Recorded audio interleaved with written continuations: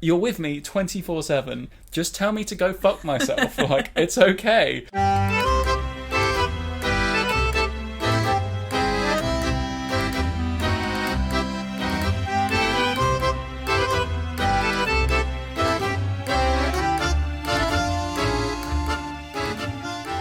So quarantine, that's been a ride.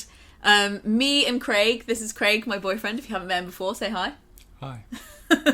We have been in this flat for 4 months now. And This is our universe. This is our universe. It's not the flat we would have chosen had we known that it was going to be our universe for most of 2020. But we thought we'd put up a video chatting about the stuff that we've learnt living as a couple in quarantine, especially because I think we might go back in. Not to be a pessimist, but... We will go back. It's gonna happen. Oh my god, did you hear that voice crack? What? Gonna happen. It's gonna happen. If the parks in London are anything to go by, we may have a second wave. So we've been chatting about all the different things we've learned about how to live and work and eat and sleep and breathe together, because we've been in a relationship for about 3 years now. So I basically have a degree in Craig. Thank you. Absolutely. And this was the exam. This feels like the final exam. That sounds like our relationship's ending after quarantine. No, we'll just be qualified in love. Qualified. I'll be like, okay, you can stay. Thanks, renew my contract. I think it's been a bit of a learning curve for everybody, whether you're living with friends or family or relationships or random strangers from Gumtree. It's been a journey, but we're by no means an authority on it. We just want to start a discussion about it. So if you have any tips on how to get through quarantine and live with other people in very close proximity, leave them in the comments below, because we are always learning. One thing that I have noticed and learnt about Lena over the years, but particularly during this beautiful period of time that we have spent locked in together, click, is that Lena sometimes needs me to fuck off. And I'm just the same, but Lena is not as good at saying, hey man, come on, can we just... I feel like you need to bear that burden, and you need to be like, I just don't want to hurt Craig's feelings, so you'll just let me push it. And I'm like, I don't think that I'm that annoying, sometimes I don't understand that you need that space because you don't wear it on your face. Yeah. So, and then I will push you into like another realm, and you're like, oh my, and like, you know, you'll have a rage. So after a little discussion, little tiff we had about that a couple of weeks back, we invented a signal, which to some people might seem like quite passive aggressive and whatever, but it's like a signal that we have both agreed on, and we both know that it's not a fuck off. It's just a not right now, selfish. Not right now, selfish. And it's just literally a timeout. So, because relationships are a game, living inside, we thought we'd spice it up a bit, give it a bit of fun. If we're concentrating on something and we're like, oh, I do want to talk to you, just not now, we're just like, hey man, I've got to time you out, just give me 5, and then, you know, we'll return to the conversation. And so far, it's worked really well. It usually happens like where I'm like, so I'm reading this book, and it's this really great book about badgers, and you're like, okay. And I'm like in the middle of writing a poem, and I'm like, yes, tell me more about Game the badgers. Over. And I'm like, no, But I think it's good because neither of us, we're not allowed to get offended by it. You're not allowed to like take it the wrong way. She passed with flying colours. Sorry, I'm speaking about you as though you're not here. Lena passed. I'm always here. That's the problem. That was a test. I feel like if you're not a millennial that lives in a like 1-bedroom flat, you may not need this because you have like stuff like doors or like other rooms or offices, and I imagine it's the equivalent of being able to go into your office and shut the door, basically. Yeah. Or, you know, if you want to venture out onto the patio or into the conservatory. Or like any other of those rooms. Mythical but we rooms. just don't have space. This was like, we were like, think of our flat, right? We were thinking of it like a hostel. Doesn't matter if it's not that great, we're just sleeping here. This is where we keep our stuff, sleep, and cook. The rest of the time we're out. And then they were like, actually, you're not allowed to go out. And so now we're like, deepest regrets. Basically just staying in a hostel for 4 months. So I think because we have a kitchen but it doesn't have a table or anything in it, and we have a bedroom but it doesn't have a table and you can't fit anything apart from a bed in it, this little space is where we do all of our shenanigans. I like this flat though. I do like it. It's just very small. Yeah. And I do feel like a bit of a horse in a stable sometimes, sticking my head out the window. Our windows don't open that far either, so it does feel like we're dogs left in cars and somebody's gone to the supermarket just left for it 4 open months. a little bit, like. Right. Basically, Boris Johnson put us in here and has gone to Tesco. Get in there! The most absurd part of that sentence was thinking that Boris Johnson shops in Tesco. He's an M&S kind of guy. Isn't he? So the other thing that we realised we needed to have a conversation about was like how we are at work, because obviously we both came from office jobs into here. I was part-time in an office, Craig was full-time in an office, and we obviously know about each other's works, but you didn't really talk about our workflow at work and how we were at work and how we preferred to work at work. How many times can I say work? That's like Trump, how he's like, work. How many times can I say the same word in a sentence? Education. We're gonna win. We're winning. Win. If you think about a work day, there are often times when like loads of people are in a meeting and you're able to have like a bit of like deep focused work, or you're able to like find another place in the office to go and work if there's like stuff like that. But then you also crave those moments of like gossip and the times when you're like allowed to be like, oh my god, I need to read this email out to you. It's outrageous, and like bitching in the kitchen and the other stuff. Bitching in the kitchen. We need to call it that. That's a great name. Literally. Are you ready for some Bitching in the Kitchen? Starring Craig and Lena. Because it's just like one of my favourite things about working in an office, I'm not being funny, is having a gossip in the kitchen. Yeah, it's pretty good. Like the social element of work definitely is one of the things that I've missed the most. So I feel like we both know more about our workplaces now, so we're allowed to like talk about stuff, and I know what you're talking about when you talk about like a project. So I've just got to say that wasn't shade on you. I just said that and I was like, I do miss the social aspect of work.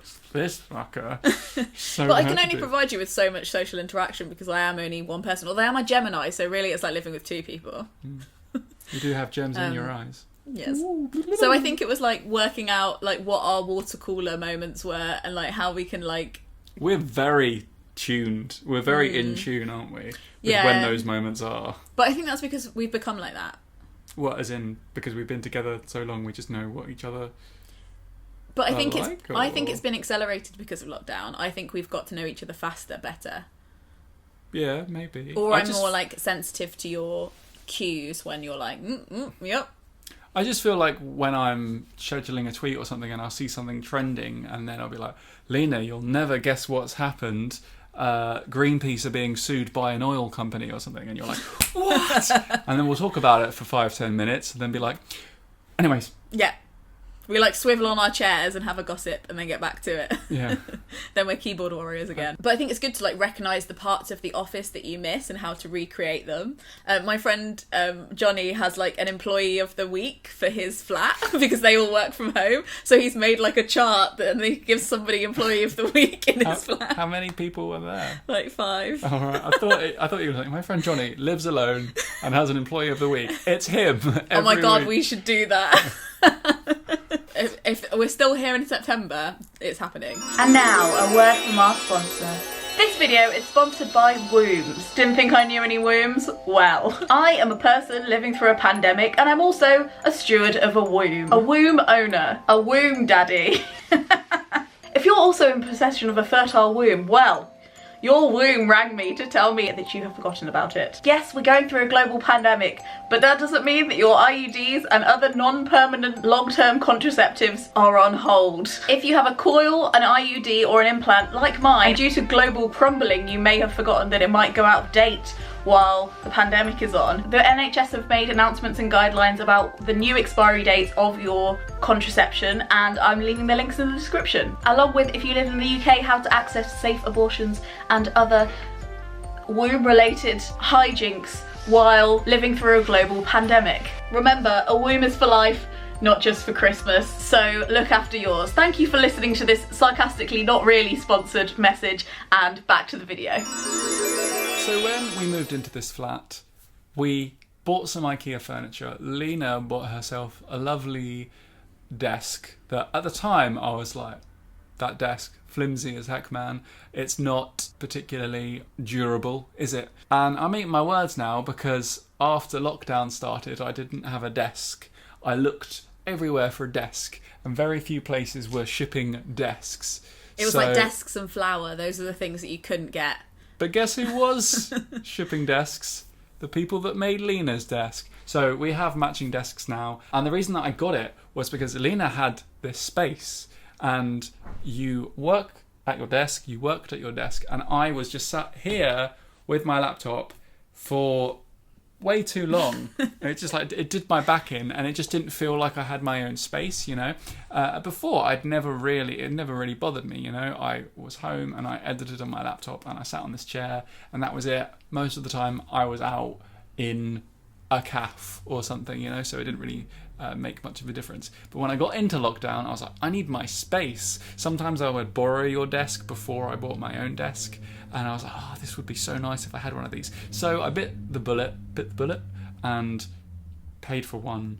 And I have exactly the same desk. And it is so nice just having a place that's like, this is where I sit. Nobody else sits here. And I've got like a shelf along the top with all of my documents and books and stuff like that. And I have found that has just been very helpful for me.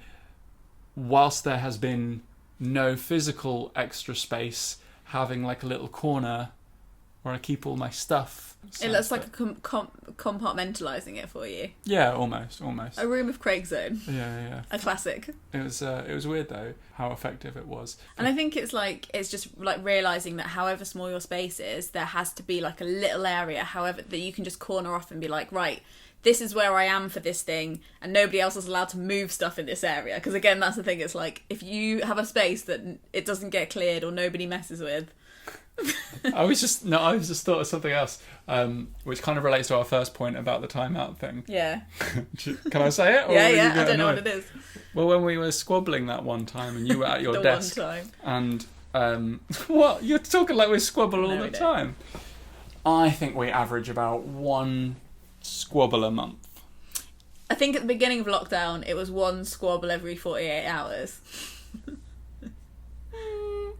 Maybe every 3 days. Maybe. You're making it sound like we're really at each other's throats. No, I think I was just quite annoying at the beginning of lockdown. I probably was as well. It's probably both of us simultaneously. We were having a squabble, little tiff, and Lena... This was before we had the timeout thing. And Lena decided to slide the laundry in front of me because she didn't know how to tell me to fuck off.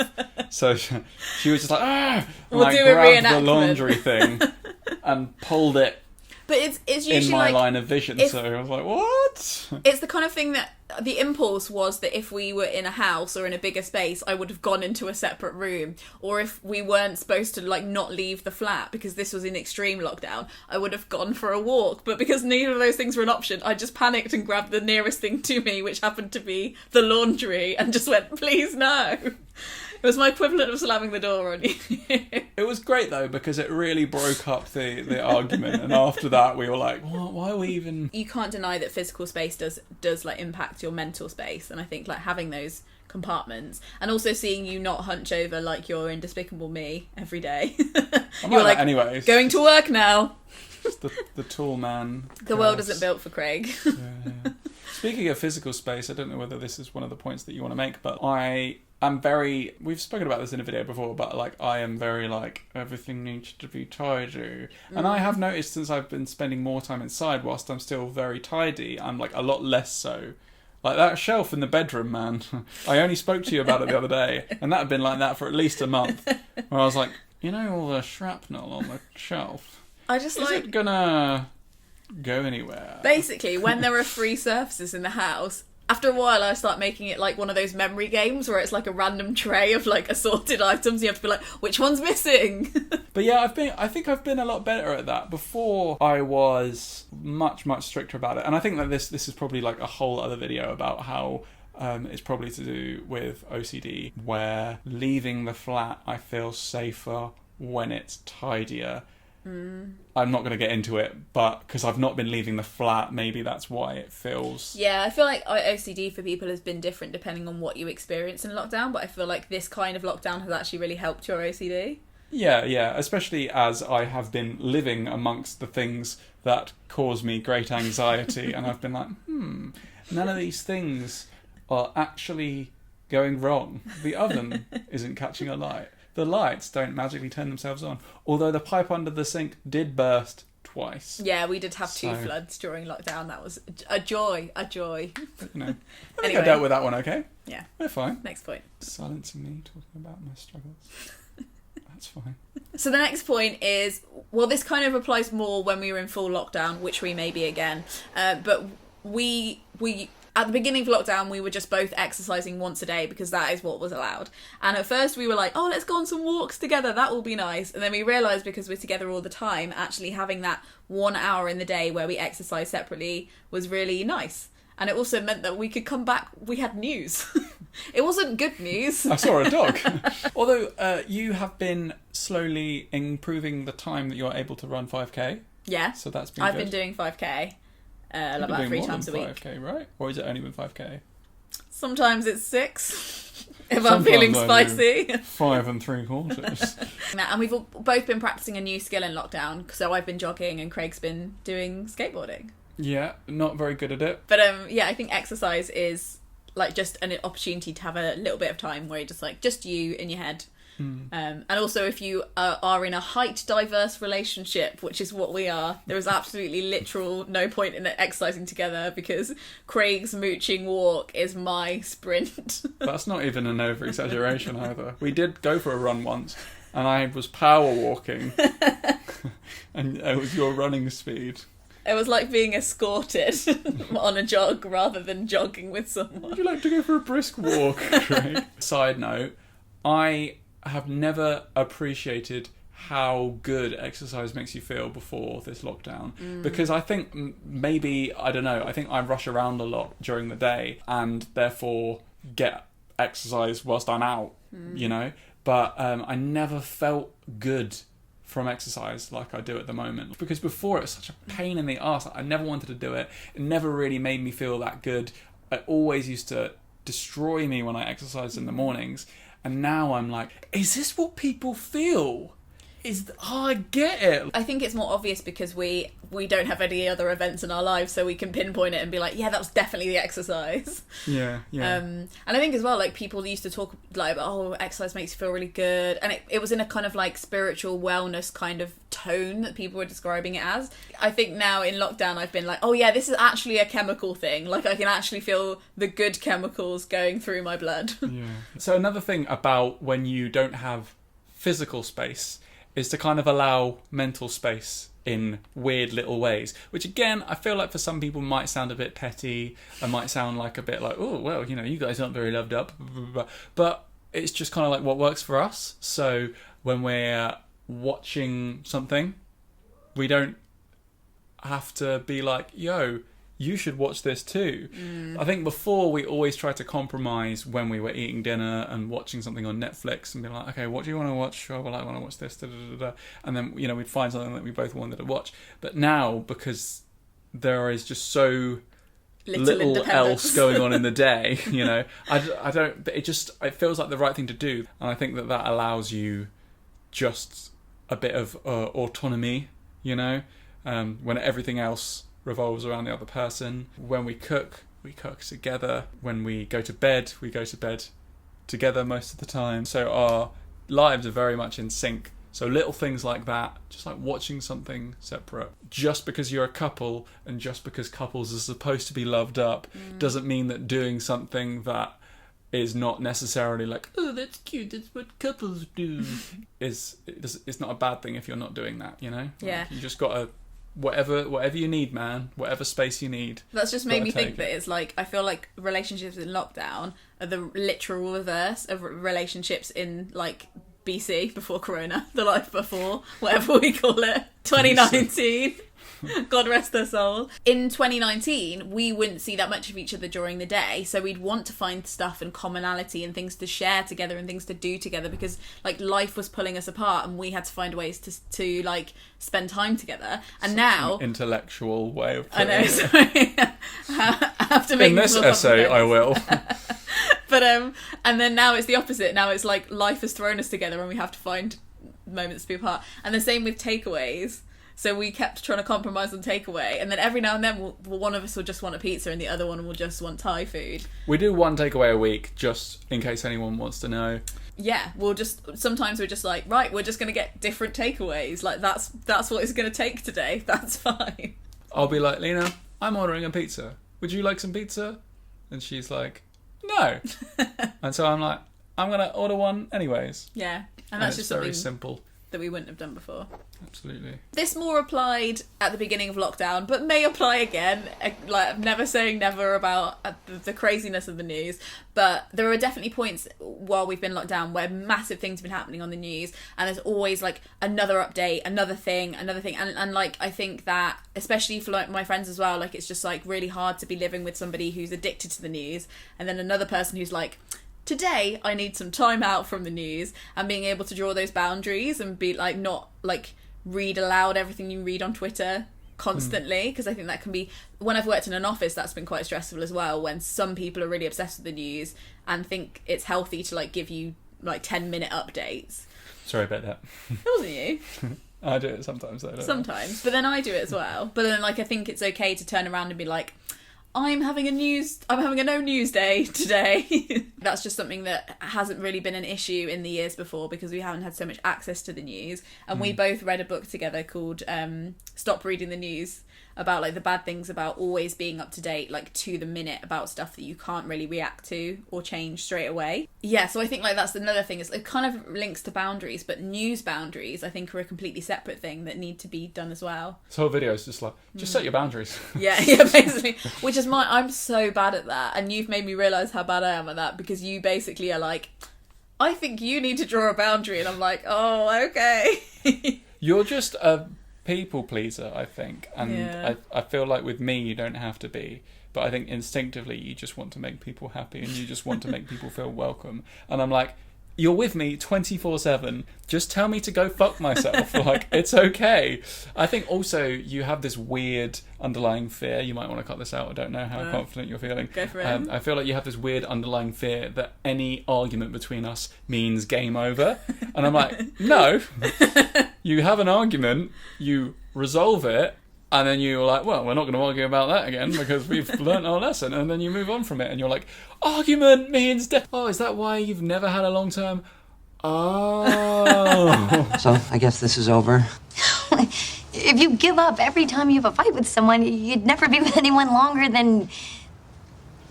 Oh.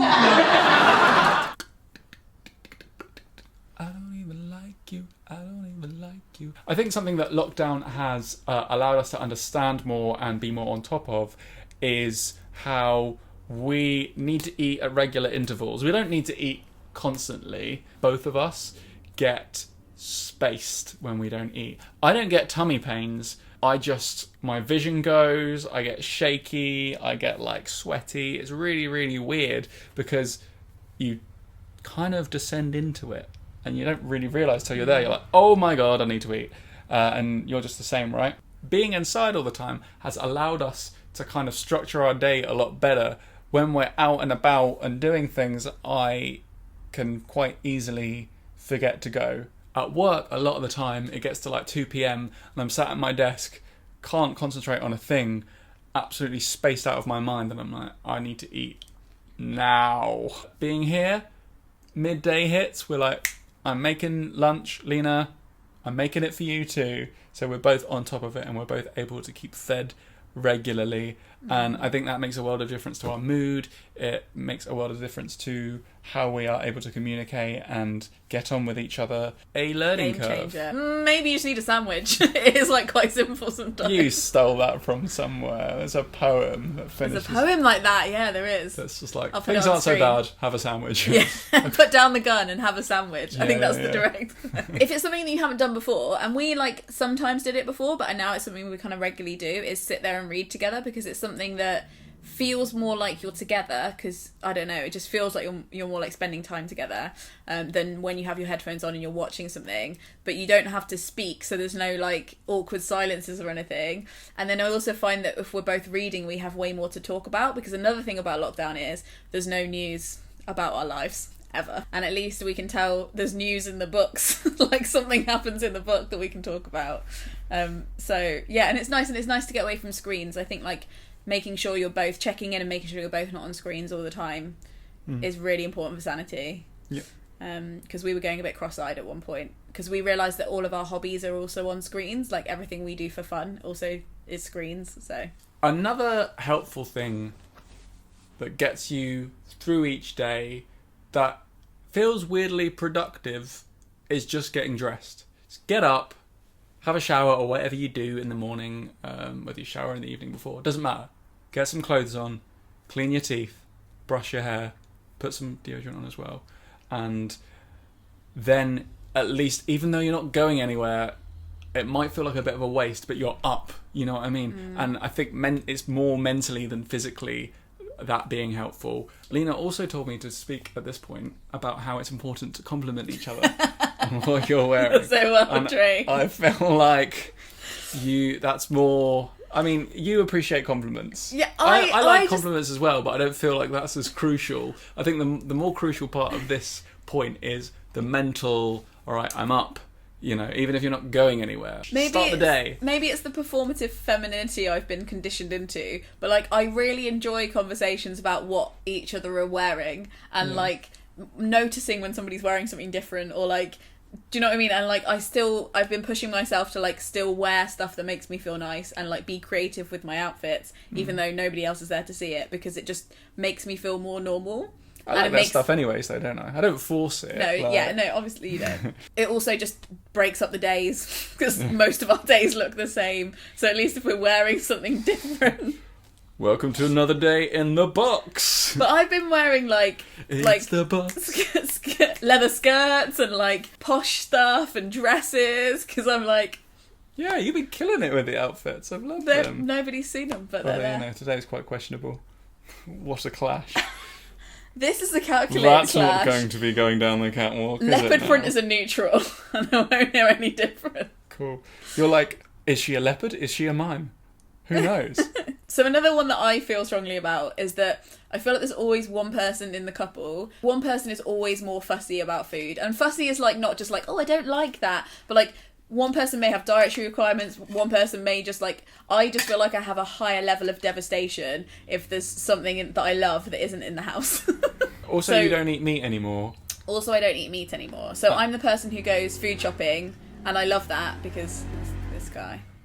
But he's got a big willy. Time. I love going shopping and being the person that does the food shopping because I'm in control of what we eat, and that sounds really like I'm in control, but like I feel bad. I'm like, are you sure you want to go again? No. You've been 5 times in a row, and you're like, please, I want to go. It's my pleasure. Okay. But I think that it's just like important to recognise who's maybe had complex issues with food or who like has specific preferences. Or I just get upset if there's not enough Nutella in the house, and that's just something that, you know, right now there's no Nutella in the house, and I only have myself to blame. Absolutely. But it means that I never have a go at you about it, because it's my fault. Yeah. And you're definitely the pickier one with food. I am not vegetarian, but because Lena is, and I don't care enough about meat to specifically buy it or request Lena buys it for me, I've just sort of followed, you know. I'm like, I haven't had meat for a long fucking time. That's also a positive. Well done, you're doing well, aren't you? You're doing well. Oh, less meat. Well, I'll take that. Thank you very much. I said nothing. I don't. Although meat substitutes, man, holy shit, they are not good for you. We've got to find a better meat substitute that's actually healthy for you. The salt they put in them. Jesus! It's a time. So you've probably all clocked that Zoom and Google Hangouts and Skype usage has skyrocketed since lockdown started, and we have been 2 of the people that have been sort of yanked into a lot of those kind of calls. We've initiated some as well. Yeah, we were loving them at the beginning. But there's been a lot of them, and sometimes it just gets a bit like a lot of couples. There is this weird kind of expectation that if one person is on the call, then the other person also has to be on the call as well. It's just something that I've noticed. And we've been like, fuck that. Like, we'll make excuses for each other, or we'll just be like, I'm going to go into the other room for this call so you don't have to be on it. Oh, Big Willie with a big motorbike. We don't always make the other person go on our Skype and Zoom calls, and it's saved our relationship. And I also think that it's good to like not eavesdrop on people's conversations. Not that we'd say anything weird to our friends that we wouldn't say to each other, but it's just like nice to have that privacy. So I always like put my headphones on when Craig's on a call with his friends, because I'm like, he can tell me about it later if there's any highlights. I don't need to like hear it, or I don't know. And it's also just good because it means there's more gossip. Absolutely. And I think it's that thing of like, just because we live together, there's no option of not being around when somebody's like being sociable. Whereas like if I was going out to meet my friends for drinks, like you wouldn't automatically be there. Well, if we were a different couple, I probably would be, Yeah. but we're not that couple, so. We're not that couple. Okay, the other two things, there's two things that I feel strongly about are, and Craig's very good about, is like, because you share food and because in full lockdown you only have certain amounts of access to food, so we were only shopping once a week, and like just in the shop down the road, and I was like being in and out, you can't get food again very easily. I get like very viscerally emotional if somebody eats the last yogurt or the last biscuit, or I get very like Rolo about it. I'm like, it's the last one, we can't get another one for 3 days. My older sister sibling comes out and I'm like, that's just not fair. So I think again, like under lockdown, realising that those really petty things are actually important to some people, and Craig's only done this like once, he's been very good about it, and I know that I'm like a nightmare. Yeah, basically, I ate the last biscuit, and Lena was like, what, you ate the last biscuit? I was like, they're my biscuits. I've eaten all of them because you didn't want any. You ate the last biscuit without asking me if I want it. I was like, would you have said yes if I'd have asked you? No, but it's the principle. History's written by the victors. So, I guess, Anyway. offer things before you eat them. Yes. You ate my schnitzel. And then the final one, and I think we do this anyway, but it's just something to consider, I think, in relationships, is like giving more like physical reassuring hugs and stuff like that. It relieves tension. It's good. And because you're not getting any physical like reassurance from anywhere else, there's a really good TED talk about like how important physical touch is for actual humans and their neurological setup. So on that note, Get physical. we hope these tips have helped. We look forward to spending the whole of 2020 in this box. Any final thoughts, Craig? No. I think we've said everything. I think these people are sick of the sound We of should us. let them go. They've probably got somewhere to be. Yeah. Maybe not. Why are you watching this video on this screen? Go read a book or something. Go on. Get out of here. Thank you for watching. And Frog's Log out.